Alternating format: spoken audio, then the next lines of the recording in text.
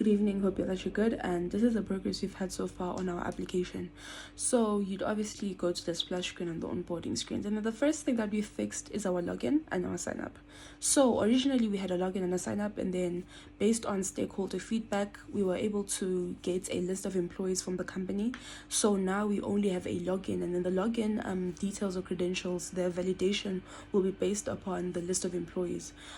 So that is how we've now fixed the security of the application to make sure that just not anyone logs in, right?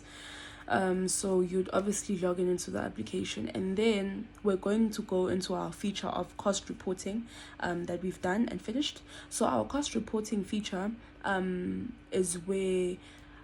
our stakeholder needs to compile something called a bill of quantities, which is how he will pay the people based on the sub activities that they've finished. So on our cost reporting feature, the on-site people that are actually working, and in specific the on-site manager that manages all the people that work on site, will have to enter the material name, and this is based on the specific day and all the materials they've used for the day. So you will enter your material name, for example if you use bricks, and then you enter your quantity, which is how many bricks you've used for that specific material that you used, and then you will be required to upload an image. Right, so when you get to the image, we used an API to get the metadata of the image, to get the